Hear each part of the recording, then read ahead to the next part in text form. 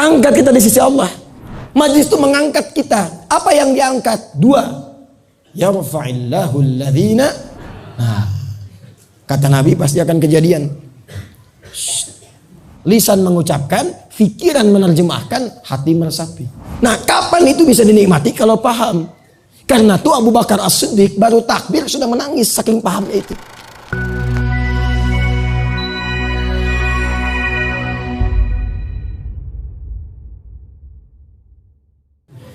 Orang sekarang mereka artikan jalasa itu duduk. Padahal asalnya jalasa itu berpindah dari tempat yang rendah ke tinggi. Jadi kalau bapak, ibu, tuan, puan ini duduk di bawah di karpet. Saya minta pak, ibu pindah ke kursi tempat yang tinggi. Itu namanya jalasa. Tapi kalau kita berpindah dari yang tinggi ke rendah, saya berdiri akan duduk. Itu bahasa Arabnya qa'ada. Apa namanya? Tempatnya maq'ad, sifatnya qu'ud. Oleh karena itu, orang yang tak bisa sholat berdiri diminta duduk. Saat diminta duduk bukan menggunakan jalasa, tapi qa'ada, qu'udan. Alladzina yadhkuruna Allaha qiyaman wa qu'udan, bukan julusan. Nah, tempat yang mengangkat kita dari yang rendah ke tinggi, terangkat kita. Maka tempatnya disebut dengan majlis. Kenapa tempat menuntut ilmu yang harus diburu itu disebut dengan majlis? Pertama, Allah memberikan pesan. Hei, kalau ingin datang ke tempat menuntut ilmu, cari tempat yang bisa mengangkat derajat kita lebih tinggi di hadapan Allah Subhanahu wa ta'ala. Datang dengan pulang itu mesti beda. Terangkat kita di sisi Allah. Jadi jangan sampai datang ke tempat yang merendahkan diri kita di hadapan Allah. Apalagi ke tempat-tempat yang menjauhkan kita dari Allah. Katanya mau ngaji, tapi di pengajian itu justru muncul materi-materi yang menjauhkan kita dari Allah. Kok bisa perempuan ikut ngaji jadi tidak berjilbab? Laki-laki datang mengaji di semua agama sama, menuju pada Tuhan yang sama, cuma caranya beda-beda. Itu bukan majlis. Majlis itu mengangkat kita. Apa yang diangkat? Dua. Yarfa'illahu alladhina amanu. Satu, iman. Minkum walladhina utul ilma darajah. Ini dia, iman dan ilmu. Jadi kalau bapak ibu ingin datang ke tempat-tempat pengajian, cari ulama-ulama, ustadz-ustadz yang mengajar di situ, yang bisa mengangkat iman dan ilmu kita sekaligus. Iman itu yang membuat kita lebih dekat dengan Allah. Kalau dia bicaranya membuat kita ingat Allah, rindu Rasulullah, ingin meningkatkan amal saleh. Itulah iman. Tidak apa-apa dibawa menangis, baik. Kalau tertawanya mendekatkan kita pada kebaikan, bukan yang berlebihan. Pulang-pulang nangis, sedih, meratap tiap hari, sholat tertinggal. Nah, itu bukan iman namanya. Ya, cari yang membuat kita lebih baik untuk mendekat kepada Allah, itulah iman. Yang kedua, cari yang membuat ilmu kita bertambah. Contoh begini, ini contoh. Bapak ibu kalau sholat itu sehari, ya sholat sehari berapa waktu? 5. Berapa rakaat? 17 rakaat. Jadi kalau baca Al-Fatihah 15 kali, 14 kali. 17 kali. Kalau 15 kali salat zuhurnya 2 rakaat, ya.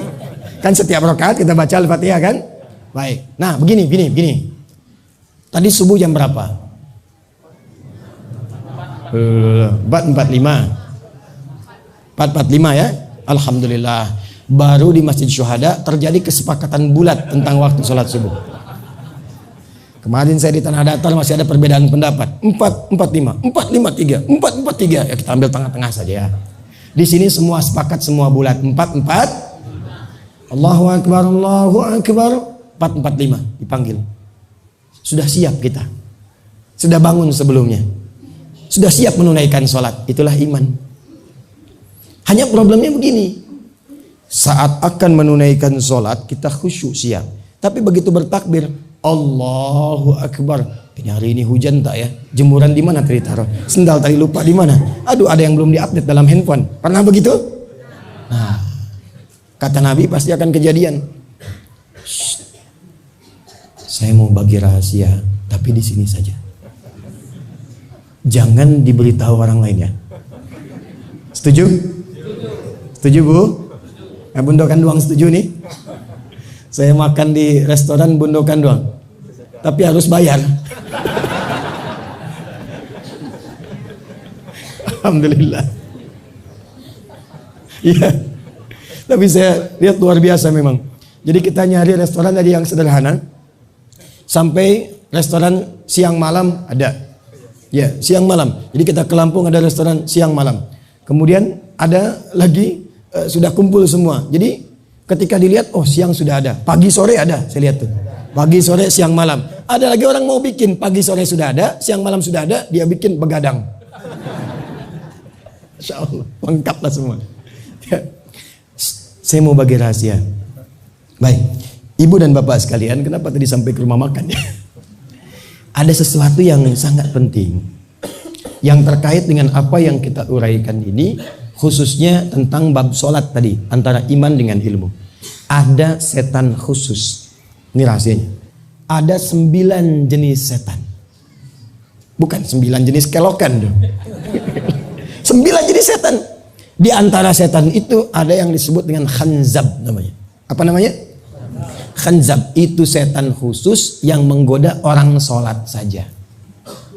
Ya, dia tak ikut ke pasar bu, setan pasar ada lagi.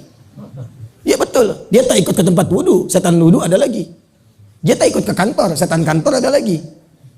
Namanya khanzab. Kata Nabi, idza udzina fa farra syaitanu wa alaihi dharat, atau kama qala Rasulullah sallallahu alaihi wasallam. Kalau azan dikumandangkan, setan itu lari.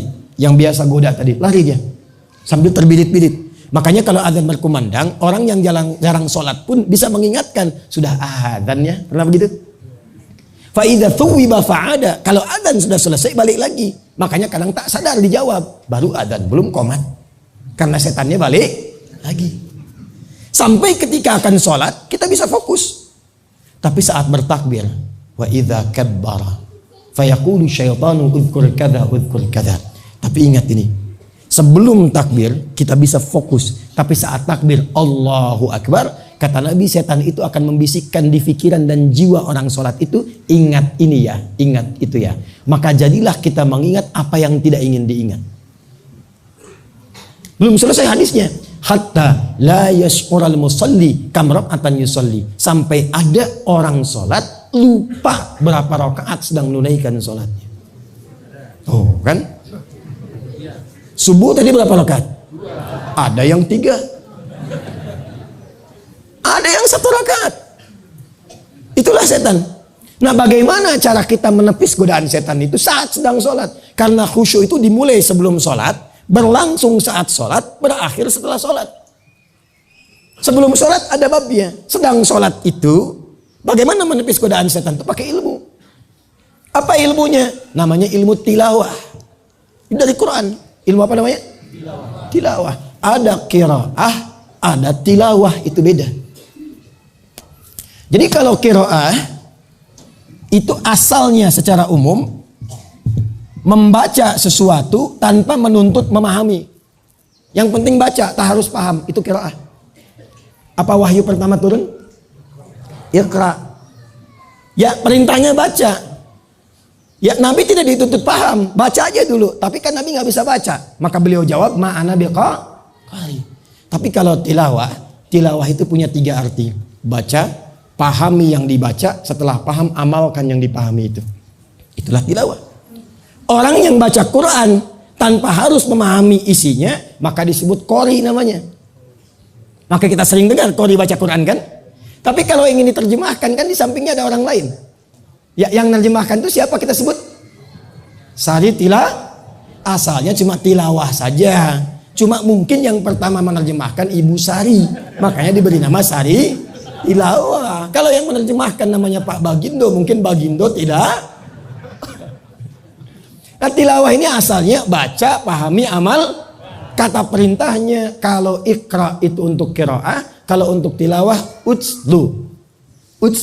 Maka bukalah Quran surah ke-29 Al-Ankabut ayat ke-45. Kita nih hafal tengahnya, tak menghafal awalnya. Saya yakin 1000% tengahnya hafal. Saya bantu bacakan depannya. Innas sholata tanha tu. Awal ayatnya apa coba itu? Salat yang bagaimana yang bisa tanha anil fahsya wal munkar? Awal ayatnya utslu ma uhya ilaika minal kitab wa aqimis shalah. Sebelum sholat, kalau ingin khusyuk dalam menunaikan sholat itu salah satu caranya kata Quran, pahami dulu bacaan-bacaan sholat itu. Pelajari dulu gerakan-gerakan sholat itu. Supaya saat kita membaca dan melakukan gerakan, dengan pemahaman itu terbantu khusyuk. Karena apa? 3 bagian tubuh kita ikut bekerja bersamaan. Lisan mengucapkan, pikiran menerjemahkan, hati meresapi. Contoh, bertakbir tangan kita dibuka dengan takbir, fayaqulu Allahu Akbar, Allahu Akbar. Pentingnya ilmu, lisan bicara mengungkapkan Allahu Akbar, pikiran menerjemahkan. Karena tahu terjemahan, tahu ilmunya, Allah Maha Besar. Maka pikiran itu akan diganggu setan. Karena fokus menerjemahkan apa yang diucapkan. Hati meresapi, ya Allah, aku menetapkan Engkau yang Maha Besar. Tapi terkadang sebelum sholat aku merasa besar dalam kehidupan. Sombong dengan tetangga, yang paling angkuh dengan teman, yang paling hebat dengan kawan. Maka ditaubati di situ. Itulah yang menjadikan kita baca setelah itu doa iftitah. Allahumma ba'id baini wa baina khatayaya kama ba'adta bainal masyriqi wal. Ya kecilnya itu pengakuan, aku mengaku ya Allah, aku banyak dosa. Kadang aku merasa besar dalam kehidupan, aku taubat. Jauhkan aku dan kesalahan yang aku perbuat sejauh timur dan barat yang tak pernah berjumpa lagi. Atau dibacakan, ya Allah, aku bertekad, aku berkomitmen, Engkau yang Maha Besar. Aku tunduk patuh kepadamu dan jadi muslim yang baik. Allahu Akbar kabir. Alhamdulillahi katsir. Wa subhanallahi bukratan wa asila. Wajjahtu wajhiya lilladzi fataras samawati wal ard. Itu doanya Ali bin Abi Thalib dalam iftitah. Ada di Sunan Abu Dawud. Ada 12 jenis doa iftitah. Nah, kapan itu bisa dinikmati? Kalau paham. Karena itu Abu Bakar As-Siddiq baru takbir sudah menangis saking pahamnya itu. Itu yang menutup celah setan supaya tidak mengganggu kita dalam sholat. Itulah ilmu. Iman bagus tanpa ilmu jadi masalah. Hamba ingin tobat ya Allah, hamba akan datang besok sholat subuh, tak apa-apa, 3 rakaat. Nah, iman boleh, tapi tanpa ilmu bisa salah. Karena itu, kalau nanti masjid ini mengadakan ta'lim, menjadi majlis, maka petakan kebutuhan masyarakat di sekitarannya. Buka dengan yang pokok, jangan jauh-jauh, jangan tinggi-tinggi ngajinya. Bab sholat dulu, bahas dari awal sampai akhir. Kenapa kakinya dibuka tak terlampau lebar begini? Kenapa tak terlampau rapat begini? Kenapa kaki itu harus sejajar dengan bahu? Artinya harus itu bukan berarti wajib. Yang dimaksudkan itu ditekankan sejajar dengan bahu. Kenapa mengangkat tangan itu begini? Kenapa ada yang begini? Kenapa bersedekap kanan ini menutup yang kiri begini? Itu ada asbabnya. Ada ayatnya, ada hadisnya, dan ada kitabnya. Nadharat fi ma'anis shalah, asrarus shalah, itu diantara kitabnya. Kami kalau mau ngajar, misal bab sholat, itu saya cari kitab-kitab yang terkait dengan sholat. Saya kumpulkan semua. Apa yang ada di toko kitab kita beli. Apa yang ada di Maktabah Syamilah kita keluarkan. Kumpulkan dulu, baca semua, baru kita ajarkan. Ternyata bukan hanya fikih dibuka dengan takbir ditutup dengan salam. Semua gerakannya ada maknanya. Bahkan namanya pun ada artinya. Kenapa subuh? Kenapa zuhur? Kenapa bukan sholat nahar? Padahal siang itu nahar. Kenapa namanya zuhur? Sore itu masa dalam bahasa Arab. Kenapa disebut asar? Kenapa maghrib? Kenapa isya? Kenapa bukan sholat lail tapi sholat isya? Ada artinya. Ada maknanya. Nah, baru sholat saja itu bisa merubah orang jahiliyah menjadi khair ummah. Bisa menaikkan orang yang tertinggal menjadi pintar. Itulah ilmu. Nanti setelah itu, lihat profesi masyarakat. Banyaknya apa? Oh, banyak yang berdagang. Maka bukalah kajian fikih dagang. Bagaimana Nabi mengajarkan kita berdagang? Demi Allah saya katakan, tidak ada para pedagang di masa Nabi yang ikut arahan Nabi, kecuali orang itu menjadi orang yang paling kaya di masanya dan berkah.